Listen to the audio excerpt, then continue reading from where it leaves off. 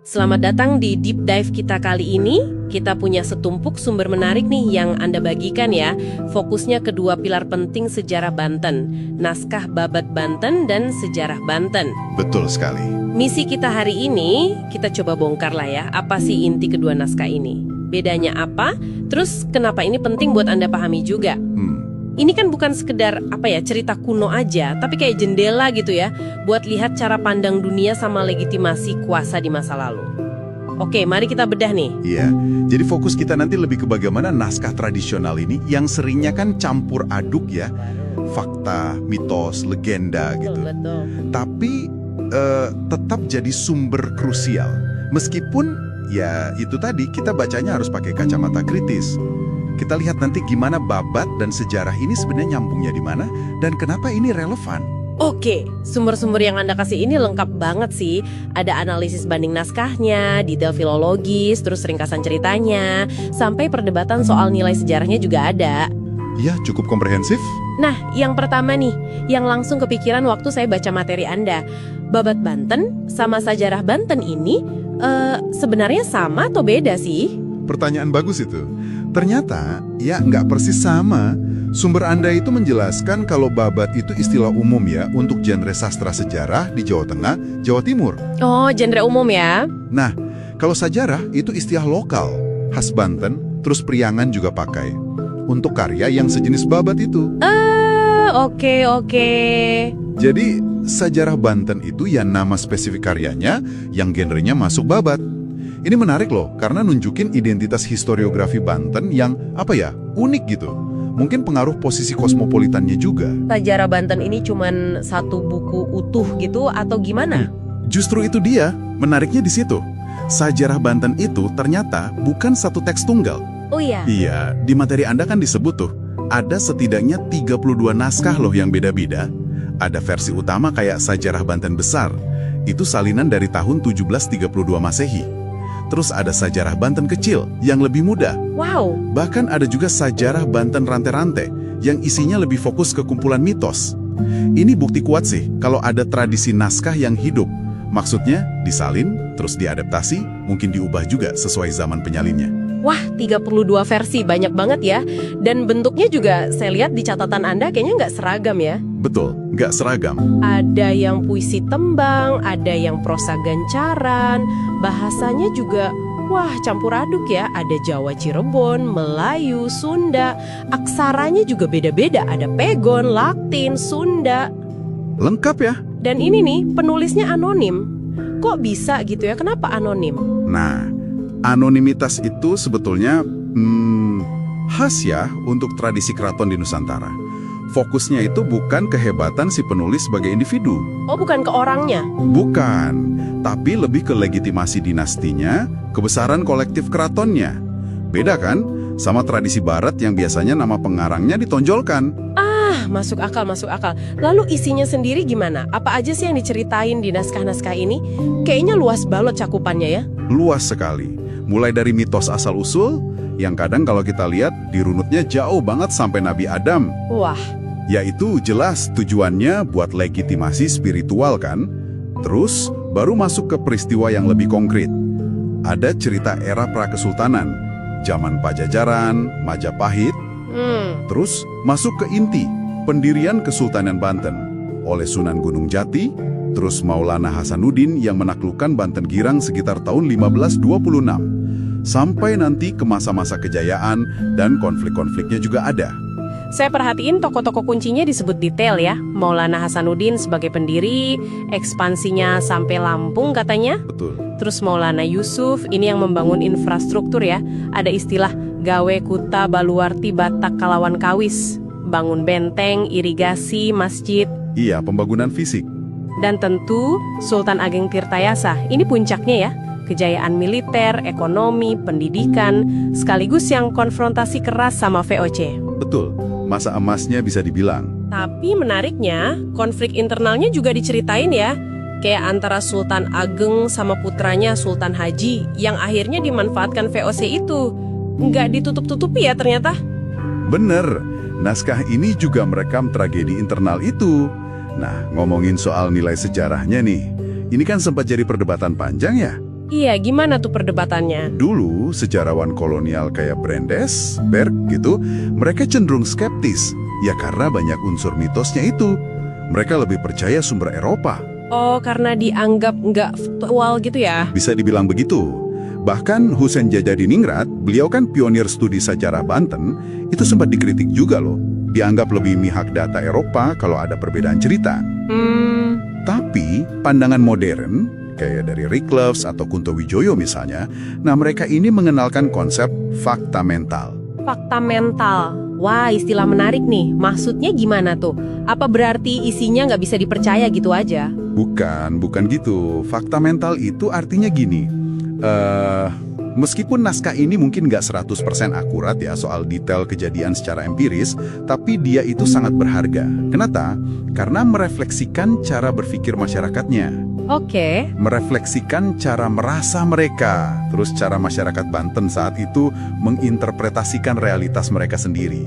Ini semacam kebenaran tentang mentalitas zaman itu gitu loh. Ah, saya nangkep. Jadi nilai kebenarannya ada di cara pandangnya ya? Betul, kita bisa kok memilah mana yang fantasi, mana yang realitas sejarahnya.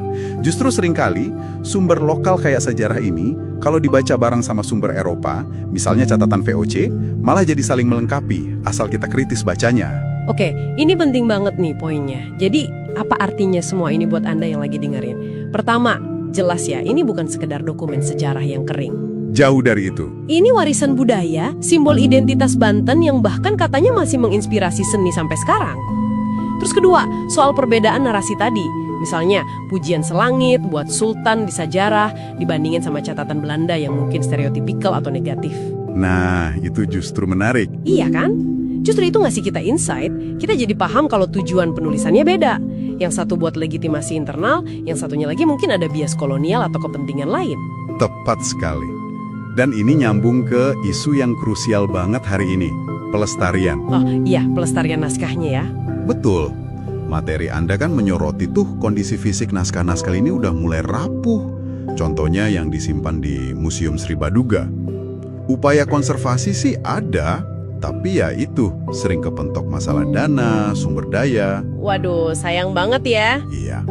Tanpa langkah pelestarian yang serius, jendela berharga ke masa lalu Banten ini bisa hilang begitu saja. Jadi kesimpulannya nih, sejarah Banten ini atau naskah-naskah sejenisnya menawarkan potret yang kaya dan kompleks ya, tentang sejarah, budaya, cara pandang dunia masyarakat Banten dulu. Sangat kaya. Memahaminya memang perlu kacamata kritis, tapi dengan melihatnya sebagai fakta mental tadi, kita dapat pemahaman yang jauh lebih dalam tentang masa lalu. Bukan cuma urutan tanggal dan peristiwa aja. Betul. Sebagai penutup, mungkin ini sesuatu yang bisa Anda renungkan lebih lanjut. Bagaimana ya cara kita menyeimbangkan antara penghargaan kita pada narasi leluhur dalam naskah berharga seperti ini dengan tuntutan verifikasi sejarah yang kritis? Apalagi di tengah tantangan nyata bahwa warisan fisiknya sendiri itu rapuh dan terancam hilang. Selamat datang kembali di Deep Dive kita. Kali ini nih, kita mau coba telusuri jejak warisan Banten yang luar biasa ya. Fokus kita ke naskah-naskah kuno kayak sejarah Banten, terus ada juga babat Banten. Sumber kita kali ini dari pemetaan lokasi sama kondisi naskah-naskah ini. Jadi misi kita sekarang ya biar Anda semua dapat gambaran gitu, di mana sih harta karun tulisan ini disimpan, terus kenapa juga menyelamatkannya itu jadi isu penting banget sekarang. Oke deh, mari kita coba bedah ya. Ini tuh bukan cuma sekedar dokumen tua loh, bukan. Ini kayak jendela langka gitu buat ngeliat peradaban Banten dari kacamata mereka sendiri. Bukan cuma dari catatan kolonial kan. Dan ya itu, kondisinya rapuh banget. Betul sekali. Mungkin kita mulai dari yang di institusi besar dulu ya, yang katakanlah lebih resmi. Pertama, jelas Perpustakaan Nasional kita, Perpusnas di Jakarta. Nah, mereka ini nyimpen salinan penting loh. Ada Sajarah Banten Besar, kodenya BR296AB. Ini salinan dari abad 18, bayangin. Terus ada juga Mushaf Al-Quran kuno, naskah tafsir juga dari Banten. Nah, ironisnya, sebagian ini tuh hasil rampasan Belanda tahun 1832. Yah, begitulah sejarah ya. Kalau kita geser sedikit nih ke Bandung, ada Museum Sri Baduga. Di sini ada babat Banten, yang wah istimewa banget. Tebalnya 418 halaman, ditulisnya dalam bentuk puisi dangding. Itu puisi tradisional Sunda Jawa gitu. Bahasanya Jawa Cirebon pakai aksara pegon. huruf Arab tapi buat nulis bahasa lokal. Keren kan? Usianya udah lebih dari seabad. Jadi ya kondisinya mulai rapuh karena usia, tapi syukurlah masih bisa dibaca. Masih untung ya. Terakhir, jangan lupa Perpustakaan UI, Universitas Indonesia. Mereka juga punya koleksi, ini berupa salinan ketikan sajarah Banten dari tahun 1939. Nah, yang menarik, atau mungkin juga jadi tantangan ya, itu gimana naskah-naskah kunci ini kok bisa terpencar gini? Di banyak tempat, nggak ada satu lokasi pusat gitu. Iya juga ya, terpencar di institusi besar aja udah jadi PR tersendiri kayaknya. Dan ternyata ceritanya nggak berhenti di situ kan? Sumber kita ini juga nunjukin fakta lain. Banyak juga naskah serupa yang malah disimpan turun-temurun sama masyarakat secara pribadi gitu. Nah ini nih bagian yang sering bikin gimana ya, agak was-was gitu. Kondisi naskah yang dipegang perorangan ini umumnya jauh lebih mengkhawatirkan. Ada contohnya juga.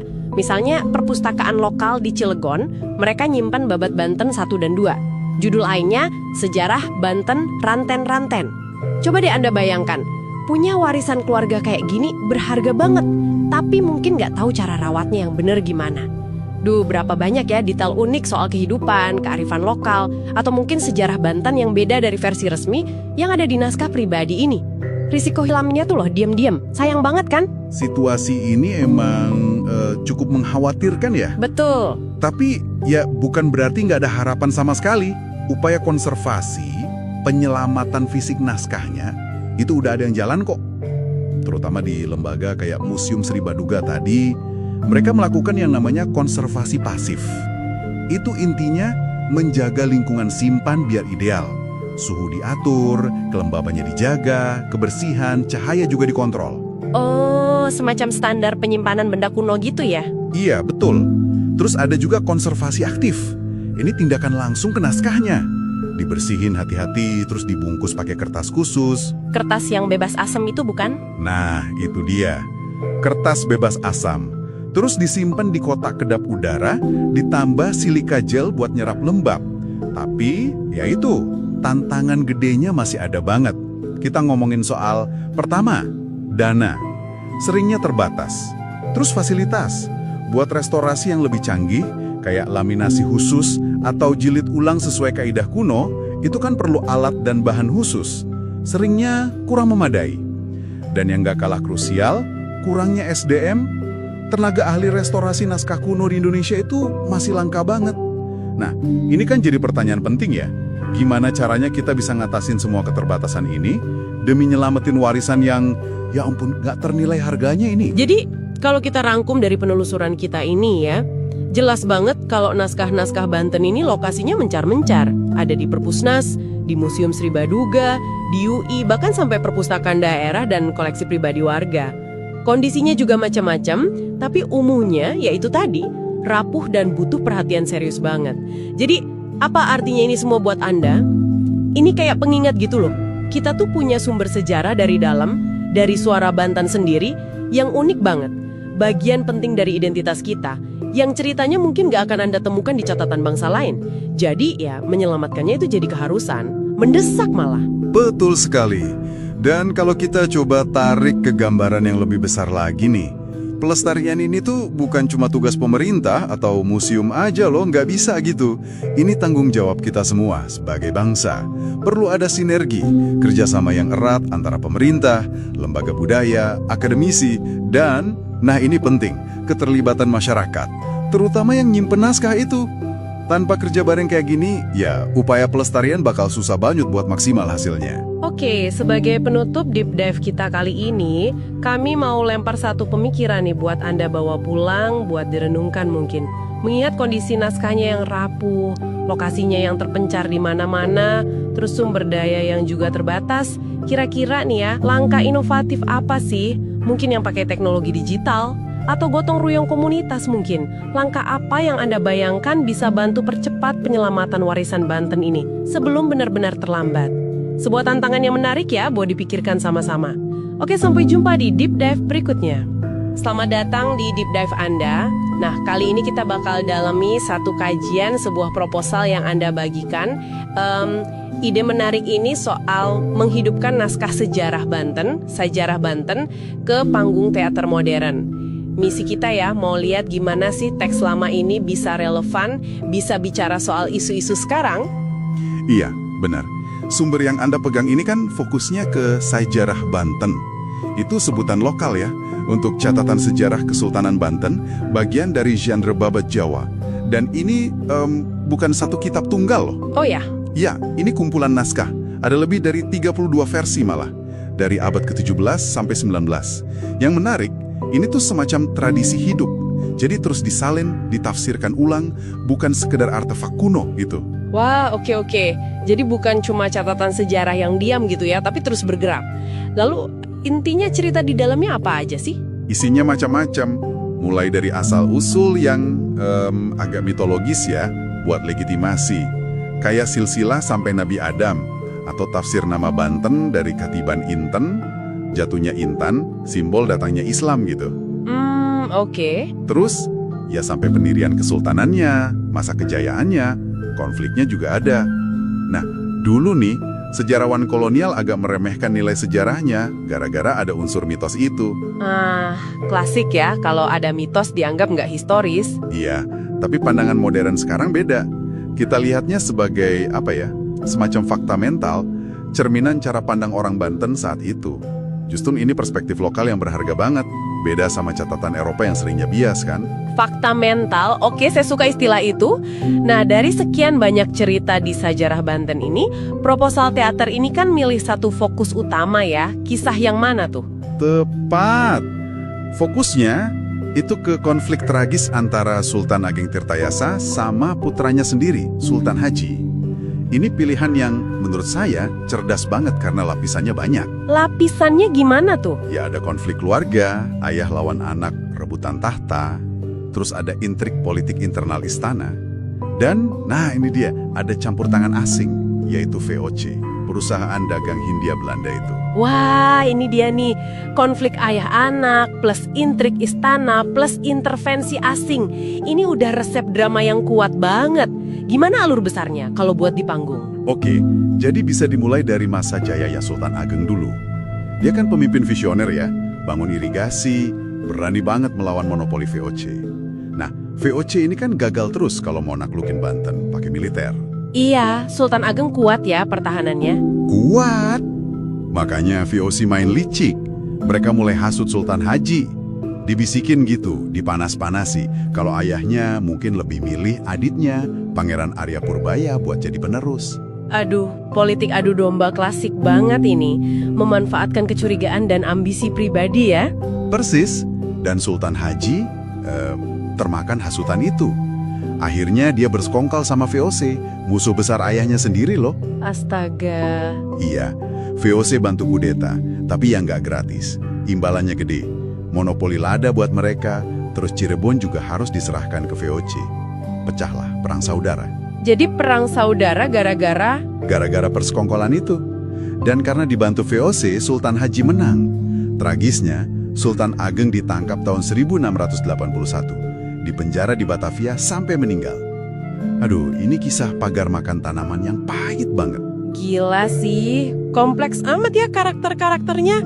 Ada Sultan Ageng yang heroik tapi akhirnya dikhianati. Terus Sultan Haji yang ambisius, tapi mungkin juga ada sisi tragisnya, korban hasutan. Dan VOC jelas antagonis licik yang memanfaatkan perpecahan. Betul sekali. Dan tema-temanya itu loh. Pengkhianatan, ambisi pribadi, terus perpecahan internal yang dimanfaatkan pihak luar. Rasanya kok relevan banget ya sampai sekarang. Iya, itu dia. Kayak pola yang berulang gitu ya. Perebutan kuasa, campur tangan asing demi sumber daya atau pengaruh. Ini kayak cermin sejarah yang gak lekang waktu. Nah, itu dia. Sejarah Banten ini nunjukin pola itu dengan jelas. Konflik internal dimanipulasi kekuatan eksternal buat keuntungan mereka. Ini kayak cetak biru taktik geopolitik yang, masih kita lihatlah sampai sekarang. Dengan tema sekuat itu, gimana proposal ini? Bayangin pertunjukannya di panggung. Katanya ada ide gabungin tradisi sama teater modern ya? Iya, itu salah satu idenya. Jadi disarankan ada semacam perpaduan. Mungkin pakai gaya narasi kentrung itu loh. Seni tutur tradisi Jawa biasanya satu orang cerita diiringi musik sederhana. Atau struktur cerita ketoprak, teater rakyat Jawa itu. Oh, oke. Nah, itu digabung sama pendekatan teater modern yang lebih fokus ke dialog batin, motivasi karakter yang tersembunyi. Bahkan ada ide pakai ilustrasi langka dari naskah aslinya sebagai inspirasi visual panggung. Wah, menarik banget perpaduannya. Kebayang nggak saya misalnya gimana perbulatan batin Sultan Haji pas mutusin berkhianat itu? Mungkin diekspresikan pakai gaya naratif kentrung itu tadi ya. Ya, Sementara adegan perang atau intriknya lebih visual modern. bisa jadi. Bisa jadi banget kayak gitu. Kan tujuannya bukan cuma menceritakan ulang sejarah aja ya, tapi lebih dalam dari itu. Ini upaya buat melestarikan warisan budaya juga. Naskahnya kan banyak yang udah rapuh. Ya, benar juga. Sekaligus, ya ini ngajak kita semua buat merenung. Gimana sih kerapuhan manusia, ambisi, rasa takut, curiga, itu bisa meledak jadi tragedi skala besar yang ngubah arah sejarah. Jadi apa artinya semua ini buat Anda? Proposal ini kan baru gagasan ya, tapi udah bikin kita mikir nih. Kalau sejarah itu cermin, pelajaran apa dari konflik Sultan Ageng dan Sultan Haji ini? Soal kepercayaan, ambisi, dan bahaya perpecahan internal pas ada tekanan dari luar yang menurut Anda paling nyambung sama tantangan yang Anda lihat atau alami di dunia sekarang. Sesuatu buat Anda renungkan nanti.